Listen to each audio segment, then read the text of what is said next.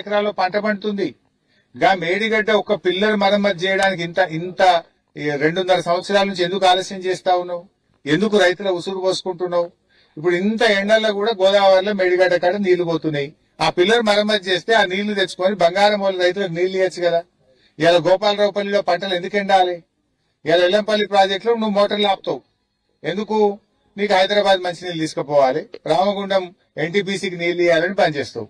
అదే మేడిగడ్డ మరమ్మతు చేసి ఉంటే ఇప్పుడు మేడిగడ్డకెళ్ళి ఎప్పటికప్పుడు ఎల్లంపల్లికి నీళ్లు దేవస్తుండే.